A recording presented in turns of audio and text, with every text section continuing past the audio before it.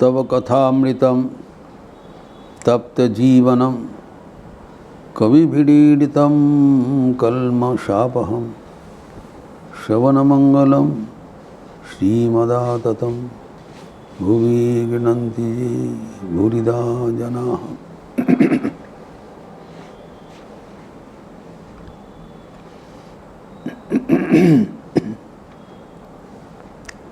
गए कई दिनों से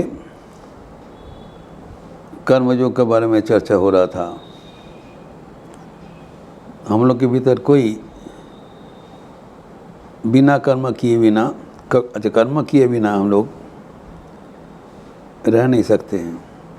कर्म करना ही पड़ेगा। तो जब कर्म करना ही पड़ेगा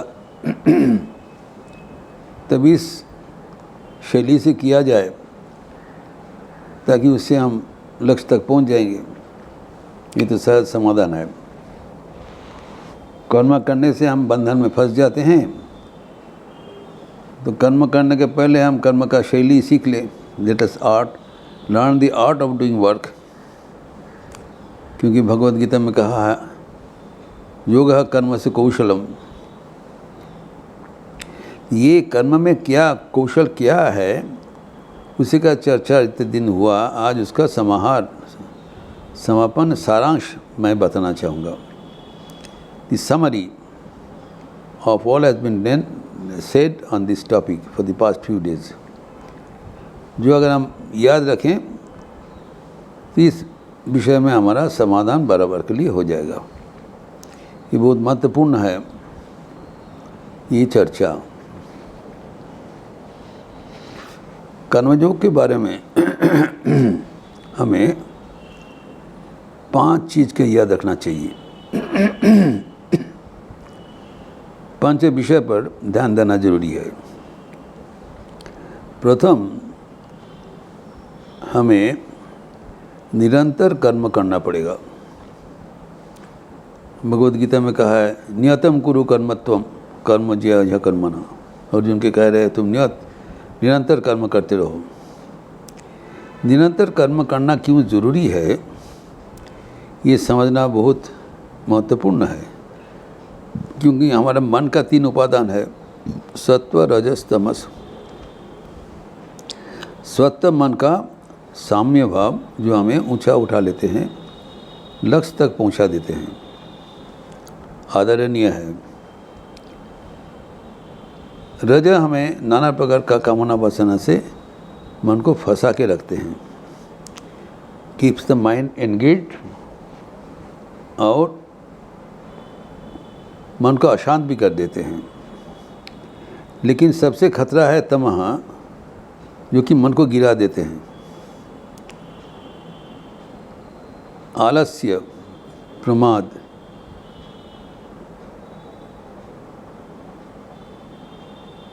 एवं अनवधानता। तो मन का जड़त्व, आलस्य, प्रमाद ये सब से दूर रहना चाहिए। तो मन को थोड़ा बहुत छोड़ देने से ही तमोगुण मन को पकड़ लेगा और नीचे गिरा देगा। इसलिए मन को कभी नहीं छोड़ना चाहिए। जब तक हम लोग जागरण काल में है, निद्रा काल में तो हम तमाम में चले ही जाएंगे। जब तक जागरण काल में है तब तक जितना हो सके मन को सक्रिय रखना ज़रूरी है। इसलिए बताया निरंतर कर्म करना चाहिए।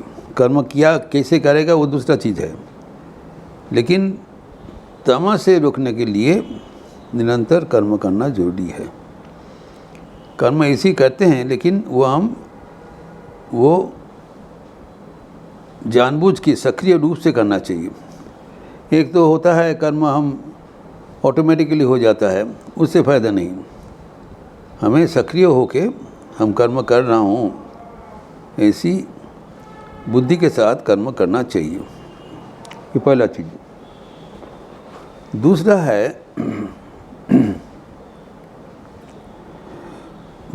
जो कर्म हम करेंगे ये मेरे लिए नहीं, ईश्वर को समर्पण बुद्धि से ईश्वर को प्रीत्यर्थ किया जा रहा है। मेरे लिए कोई कर्म का ज़रूरत नहीं है। I don't have anything to fulfil. हमारे लिए कर्म करना जरूरी नहीं है।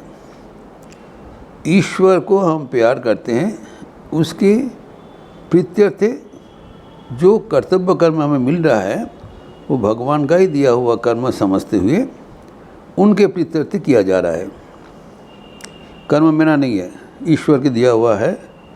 जो भी कर्म हमें कर्तव्य रूप से मिलता है, जो जहाँ पर जो भी कर रहे हैं, लेकिन ये समझते बुद्धि से कि ये कर्म तो करेंगे, लेकिन मानसिकता, सेकेंड पॉइंट इज मानसिकता, बहुत इम्पोर्टेंट है। किस मनोभाव से कर रहे हैं। अगर जैसे हम सोचें कि मेरे लिए है, मैं ही कर रहा हूँ, तो ये भी गड़बड़ हो जाएगा। ये मेरा कर्म नहीं है, इसीलिए जो बताया कर्म नहीं है वो अधिकार अस्ते माँ फलेषु कदाचन। कर्म में ही तुम्हारा अधिकार, क्योंकि कर्म तुम्हें दिया गया है, थोपा गया है ईश्वर से। कर्म करते रहो बस। जो भगवान बुद्ध कहते हैं, वर्क फॉर वर्क सेक, बस, फुल स्टॉप, पीरियड। कर्म करने के लिए ही कर्म किया जा रहा है। तो ये द्वितीय बात है, कर्म ये करेंगे तो इसके जो ये है, जो कर्म के बारे में ये बहुत ही महत्वपूर्ण बात है। जब कर्म करेंगे लेकिन मेरे लिए नहीं है, लेकिन ईश्वर को प्रीत्यर्थ करेंगे। इसीलिए कर्म करते समय ईश्वर के स्मरण बनन भी होना चाहिए। ऑटोमेटिकली होगा। अगर प्रीति से कर्म करेंगे तो ऑटोमेटिकली भगवान का नाम स्मरण होगा। तो ये है जो कर्म के बारे में आखिर सिद्धांत, जो कि भगवद गीता में तो अष्टम अध्याय के 7वें श्लोक में बनाया। The gist of the message of Bhagavad Gita कहा जाता है, तस्मात् सर्वेषु कालेषु माम अनुस्मर युद्ध च। नियत कर्म करो सर्वेषु कालेषु, विदाउट स्पाइट। मुझे स्मरण करो और मेरे दिया हुआ कर्म जो युद्ध है तुम्हारे लिए भी वर्तमान करो। जो भी हम लोग जो कुछ कर रहे हैं वो हमारे लिए युद्ध का जैसी है। और माम अनुस्मरो, भगवान को नाम स्मरण करते हुए कर्म किया जाए। तो क्या होगा?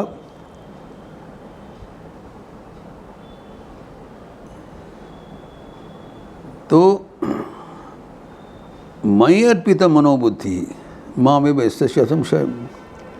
तुम्हारा जो मन और बुद्धि दोनों ही मेरे पर अर्पित हो जाएगा। और फल क्या होगा? मामेव यस्य, मुझे प्राप्नोषि, हमें तुम मुझे ही प्राप्त करोगे, क्योंकि तुम्हारा मन और बुद्धि हमें निरंतर अर्पित हो गया। जो स्मरण करोगे मन से करोगे, बुद्धि से कर्म करोगे, दो ही तो चीज़ है। अगर भगवान के लिए कर्म किया जा रहा है तो बिल्कुल भी असावधान होने से नहीं चलेगा। पूरा मन बुद्धि लगा के जो सुष्ठु भाव से करना चाहिए। इसलिए कहा गया है जो योग कर्म से कौशलम, कुशलता से, do the work with dexterity, कुशलता से कर्म करना चाहिए। एवं कर्म करते समय भगवान को नाम स्मरण करना चाहिए। तो अभी कर्म करने के बाद भगवान ही प्राप्त करेंगे। लेकिन चौथा बात है, जितना ही कर्म करोगे वो भगवान के चरण में समर्पण करो। हमारा मुक्ति के लिए कर्म भी नहीं करोगे, इज़ इम्पॉर्टेंट। हमारा मुक्ति के लिए मैं कर्म कर रहा हूँ, वो भी कर्म का सही नहीं हुआ। भगवान को दिया हुआ कर्म करने के बाद सर्व कर्म का फल भगवान ने समर्पण कर दिया। स्टॉक एंड बैरल कुछ नहीं रखा। जब ये है चौथा बात, कर्म करने के बाद कर्म के सारे फल भगवान पे समर्पित हो गया। कर्म किया, निरंतर कर्म किया, भगवान के लिए ही कर्म किया, मन बुद्धि लगा के कर्म किया, एवं कर्म के अंत में जो भी फल होगा भगवान पे हम समर्पण कर देंगे, निश्चिंत हो जाएंगे। और पंचम बात है, कर्म करते समय मन में तो दुश्चिंता होता है, कर्म कैसे होगा, सफल होगा कि निष्फल होगा, कोई यहाँ पर हमारा त्रुटि तो नहीं हो रहा है। तो पंचम बात ये समझना पड़ेगा जी, मैं जो कर्म कर रहा हूँ भगवान का हाथ में यंत्र मंत्र होकर कर्म कर रहा हूँ। जो भगवान हमें जो बुद्धि दिया है, जो शक्ति दिया है, उसी से उनके इच्छा अनुसार ये कर्म किया जा रहा है। और कर्म का फल भी भगवान में समर्पित होगा। तो we need not worry at all how the work is being done, what will be the result.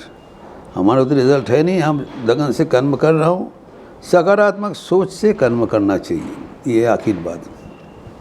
कभी भी बिल्कुल नकारात्मक सोच ना हो कि शायद ये कर्म करने से गलती हो जा रहा है, कुछ किसी का दोष हो रहा है, कुछ नहीं है। निश्चिंत होकर आनंद सहकार कर्म करना चाहिए। और तब ये कर्म हमें करते समय आनंद मिलेगा, करने के बाद निश्चिंत हो जाओगे, आनंद मिलेगा। कर्म योग का जो मूल बात है कि ये निरंतर आनंद का स्रोत है। कर्म करते समय अगर हमारा ड्राजरी लगे, हमें क्लांति आ जाए, दुश्चिंता हो जाए, कर्मयोग नहीं है। परम आनंद से कर्म किया जा रहा है, कारण हम भगवान के लिए कर्म कर रहे हैं। जो हम जिसको प्यार करते हैं उसके लिए अगर थोड़ा बहुत कर्म किया जाता है, उस समय में कर्म करते समय क्या होता है, आनंद होता है। जिसको प्यार करते हैं उसको आनंद होता है, उनका नाम आनंद में स्मरण में आते हैं। बच्चा को लिए जब जननी उनको सेवा करते हैं, बच्चे के लिए किया जा रहा है, बच्चा है साथ में नहीं है, उनके लिए किया जा रहा है। तो करते समय क्या होगा, जननी का आनंद होगा, बच्चे के लिए मैं कर रही हूँ। तो ये अपना है, तो भगवान के साथ अपनापन होना चाहिए, कर्म के साथ नहीं। भगवान के साथ अपनापन होकर भगवान के लिए ही कर्म किया जा रहा है। तो कर्म करते समय हमें निरंतर वो मन लगा के कर्म किया जाए एवं आनंद सहकार कर्म करें। तो ये जब कर्म हम करेंगे तब हमें कर्म करते समय मन में कोई क्लेश नहीं होगा, कभी मन के तनाव नहीं होगा एवं मन में क्लांति नहीं होगा। ये एक आनंद का अनुभव होगा। Spirituality is an experience of Joy. साधन करते समय साधु साधु पदे पदे, ईश्वर आनंद स्वरूप है। हम ईश्वर के साथ जुड़े हुए कर्म कर रहे हैं, वो कर्म कभी निरानंद हो सकता है? जहाँ पर कर्म में क्लांति है, दुख है, आनंद नहीं है, वहाँ पर ईश्वर नहीं है। ईश्वर के साथ जुड़े हुए कर्म करना पड़ेगा। मयि अर्पित मनोबुद्धि ही, भगवान के साथ जुड़े हुए कर्म किया जा रहा है, उनका नाम स्मरण करते हुए उनके लिए ही किया जा रहा है एवं फल भी उनके चरण में समर्पण किया जा रहा है। इससे और ज़्यादा आनंद के बाद क्या होता है, कर्म करते समय आनंद है, कर्म का अंत में आनंद है एवं आखिर में भगवान को ही प्राप्त करोगे, इसमें असंशय नहीं। माम एव यस्य असंशय, भगवान का वाणी है, मुझे प्राप्त करोगे ही। यही है कर्मयोग का सर्वशेष प्राप्ति। अगले दिन और भी दूसरा प्रसंग हम शुरुआत करेंगे। ओम शांति शांति शांति। हरि ओम तत्सत। श्री राम कृष्णार्पणमस्तु। आज यद्यपि शुक्रवार का अवसर है, लेकिन शाम को आज एकादशी होने के नाते राम नाम संकीर्तन होगी। आज पतंजलि योग सूत्र का नहीं होगा, शाम को हम लोग सब राम नाम संकीर्तन करेंगे। आप सबका स्वागत है। अच्छे रहिए, स्वस्थ रहिए, आनंद में रहिए। नमस्कार।